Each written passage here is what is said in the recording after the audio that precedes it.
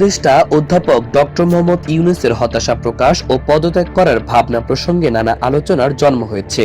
দেশের স্বার্থে দ্রুত এ সংকটের উত্তরণ ঘটাতে সবাইকে এগিয়ে আসতে হবে, তা না হলে পরিস্থিতি বিপজ্জনক বাঁকে মোড় নিতে পারে, এমন আশঙ্কা প্রকাশ করেছেন বিশিষ্টজনরা।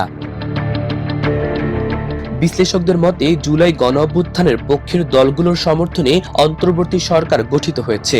এখন সরকারের তরফ থেকে বলা হচ্ছে তাদের কাজে বাধা দেওয়া হচ্ছে। অপরদিকে বিএনপি ও জাতীয় নাগরিক পার্টি এনসিপি সরকারের কয়েকজন উপদেষ্টার বিরুদ্ধে পক্ষপাতের অভিযোগ এনে তাদের পদত্যাগও দাবি করছেন। এমন পরিস্থিতিতে বৃহস্পতিবার অন্তর্বর্তী সরকারের উপদেষ্টা ডক্টর মোহাম্মদ ইউনূসের পদত্যাগের আলোচনা প্রকাশ্যে আসে। ওই আলোচনার পর দেশের পরিস্থিতি দ্রুত নাটকীয় মোড় নেয়। ডক্টর ইউনূস পদত্যাগ করলে দেশে কি ধরনের পরিস্থিতি তৈরি হতে পারে সেই আলোচনাই এখন চারদিকে ঘুরপাক খাচ্ছে।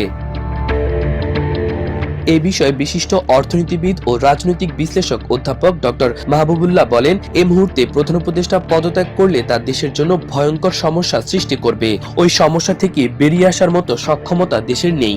তিনি বলেন, দেশে এই অনৈক্যের পেছনে পরিকল্পিতভাবে কলকাঠি নাড়ছে আমাদের প্রতিবেশী রাষ্ট্র ভারতীয় আধিপত্যবাদ। কোনো না কোনোভাবে গোলযোগ দেখিয়ে দেশ শাসনে ব্যর্থতা দেখিয়ে এখানে আবার পতিত ফ্যাসিবাদীদের নিয়ে আসতে চাচ্ছে।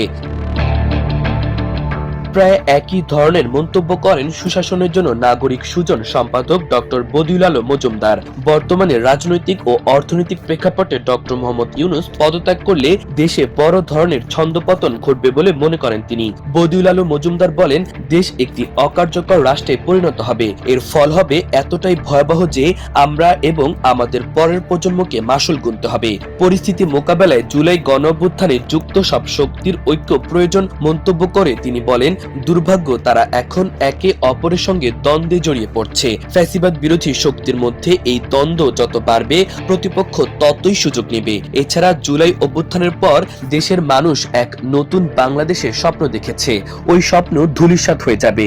দেশের ভবিষ্যৎ চিন্তা করে সবাইকে প্রজ্ঞা ও সাহসিকতার সঙ্গে সঠিক সিদ্ধান্ত নিতে হবে।